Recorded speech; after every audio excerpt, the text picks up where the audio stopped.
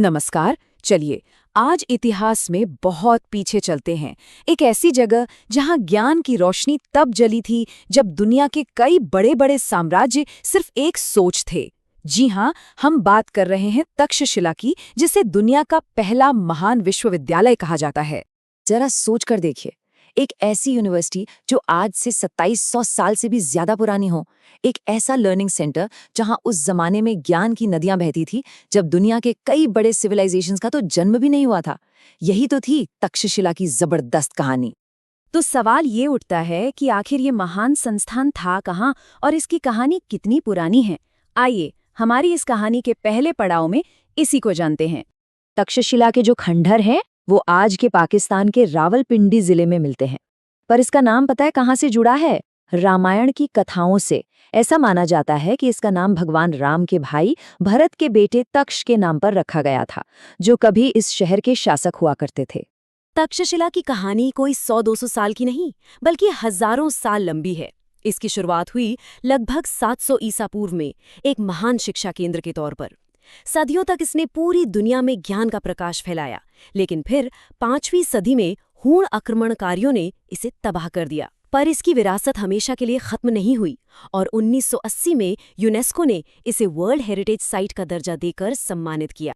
लेकिन आखिर तक्षशिला में ऐसा क्या खास था? क्या चीज थी जो उसे इतना स्पेशल बनाती थी? इसका राज छिपा था वहां पढ़ाने के अनोखे तरीके में। देखिए, तक्षशिला आज की यूनिवर्सिटीज जैसा बिल्कुल नहीं था। ये गुरुकुलों का कह सकते हैं एक बहुत बड़ा नेटवर्क था। मतलब कई गुरु अपने अपने आश्रमों में स्टूडेंट्स को पढ़ाते थे।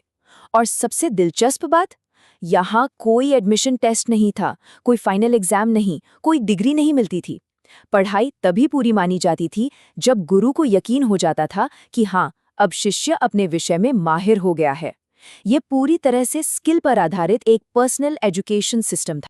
और यहाँ पर सब्जेक्ट्स कितने थे, कोई अंदाजा है? 1-2 नहीं, 10-20 नहीं, पूरे 64 अलग अलग विषयों की शिक्षा दी जाती थी। सोचिए, उस जमाने में ये दुनिया का सबसे बड़ा नॉलेज हब था, जो जिंदगी के लगभग हर पहलू को कवर करता था। यहाँ का सिलेबस तो देखिए कितना डाइवर्स था। मतलब एक तरफ वेद और वेदांत जैसे आध्यात्मिक ग्रंथ पढ़ाए जा रहे हैं, तो वहीं दूसरी तरफ आयुर्वेद यानी मेडिसिन, धनुर्विद्या और राजनीति जैसे प्रैक्टिकल सब्जेक्ट्स भी सिखाए जा रहे थे। एस्ट्रोनॉमी से लेकर ग्रामर तक यहाँ हर तरह का ज्ञान मौजूद था। कहते हैं ना, किसी भी महान जगह की पहचान वहाँ के लोगों से होती है, और इस मामले में तो तक्षशिला का कोई जवाब ही नहीं था। ये उन महान दिमागों का घर था जिन्होंने सिर्फ भारत ही नहीं बल्कि पूरी दुनिया के इतिहास को एक नई दिशा दी। जरा इन नामों पर गौर कीजिए। महान रणनीतिकार चाणक्य, जिन्होंने यहीं पर अर्थशास्त्र जैसा ग्रंथ लिखा और मौर्य साम्राज्य की नींव रखी। संस्कृत ग्रामर के जनक पाणिनि, भारत के पहले महान सम्राट चंद्रगुप्त मौर्य, जिन्होंने यहीं से राजनीति और युद्ध कला सीखी। आयुर्वेद के पितामह चरक, और तो और भगवान बुद्ध के पर्सनल फिजिशियन जीवक। ये सब के सब तक्षशिला की ही देन थे। ये लिस्ट ही अपने आप में काफी है इसकी महानता बताने के लिए। तो अब चलते हैं तक्षशिला की कहानी के आखिरी हिस्से की तरफ, इसके पतन और फिर एक विरासत के तौर पर इसके दोबारा उभरने की कहानी। हर बड़ी कहानी में एक दुखद मोड़ आता है ना? 5वीं सदी में सेंट्रल एशिया से आए हूणों ने ज्ञान के इस मंदिर को बेरहमी से जलाकर राख कर दिया। सोचिए, हजारों किताबें, पांडुलिपियां सब खत्म हो गईं और एक महान युग का अंत हो गया। लेकिन तक्षशिला की जो विरासत थी वो राख में दबकर खत्म नहीं हो सकती थी। सदियों बाद 1980 में दुनिया ने इसके महत्व को पहचाना और यूनेस्को ने इन खंडहरों को वर्ल्ड हेरिटेज साइट घोषित किया, ताकि इसकी महान कहानी आने वाली पीढ़ियों को भी प्रेरणा देती रहे। अच्छा, एक सवाल जो अक्सर लोगों के मन में आता है, तक्षशिला और नालंदा, क्या ये एक ही थे या कौन पहले आया? चलिए इस कंफ्यूजन को हमेशा के लिए दूर कर देते हैं। यहाँ टाइमलाइन समझना सबसे जरूरी है।